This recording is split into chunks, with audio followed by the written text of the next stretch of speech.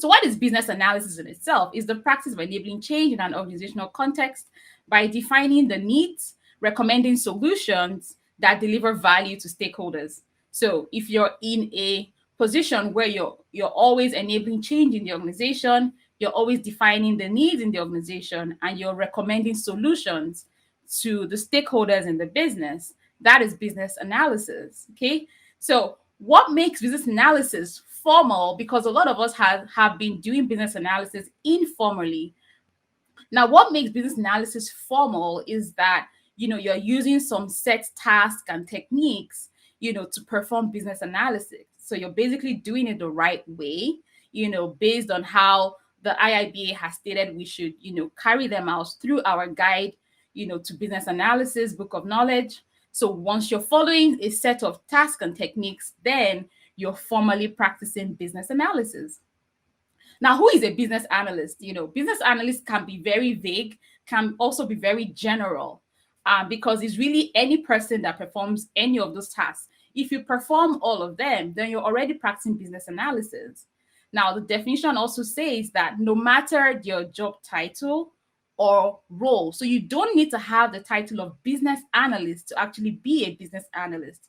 If the things you do at work already correlates with what a business analyst does in sense of understanding the business problems, understanding the business goals, analyzing needs in the business, analyzing solutions, devising new strategies to implement those solutions, driving change in the organization, facilitating stakeholder collaboration. If those are the things you constantly do at work, working with people, understanding the problems, recommending solutions, all of that, if you're doing all of that, that's already business analysis. Okay, your title doesn't matter when you're practicing business analysis.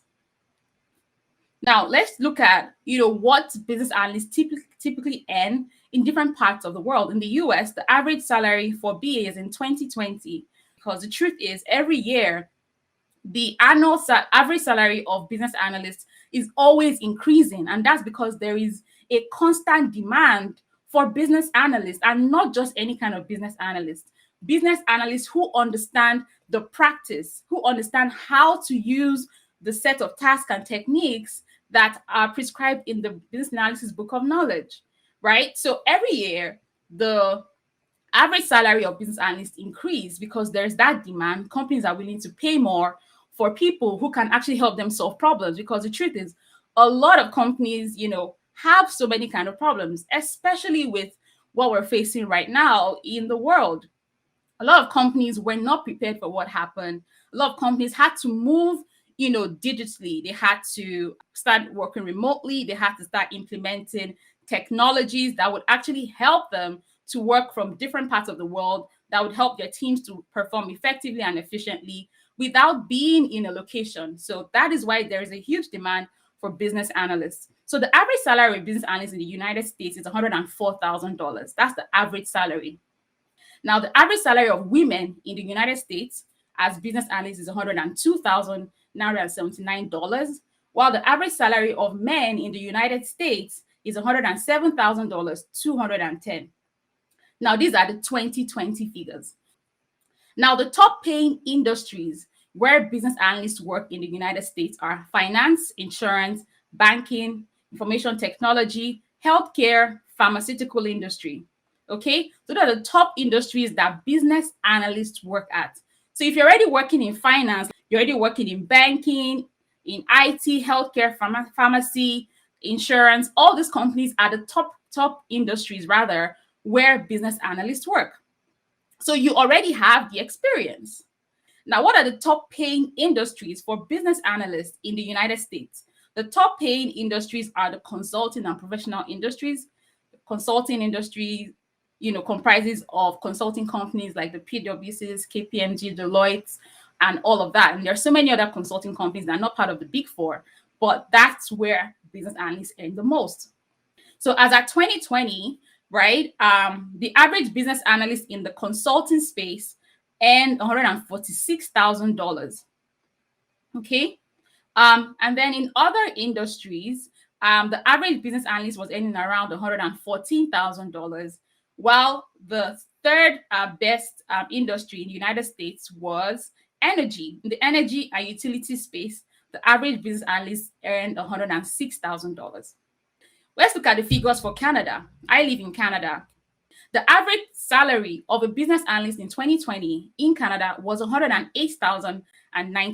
$108,000. Average salary for men was $115,000, while for women was $97,000. I wish there were more women, in the business analysis space because, as we could see, there is sort of an equal between the men and the women in the US because there's more women in business analysis compared to Canada. So if you're in Canada, definitely join business analysis. All right. Top industries where business analysts work in Canada: finance, insurance, banking, information technology, government, right? So you can also work in the government as well.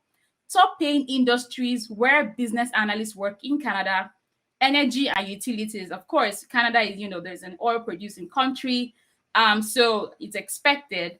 And the average salary of a business analyst in the oil and gas energy space is 153,963 Canadian dollars, 153,000.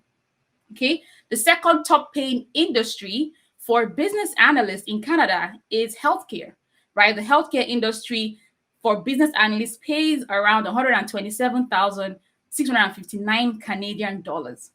And in the finance, insurance, and banking industries, that's the third sector where business analysts earn the most. The average salary there was seen to be $110,000. And that's for Canada. In a country called Australia, business analysis is also a very, very lucrative career. The average salary of a business analyst in Australia is 137,000 Australian dollars. Okay. The average salary women earned was 137,668 Australian dollars. Okay. Men earned 139,274 Australian dollars. Now, there is such a high demand for business analysts. There's such a high demand for business analysts. So when you're thinking about, getting to the business analysis space, I want you to also think about, do I have experience in these industries that pay business analysts so well? Do I have experience already?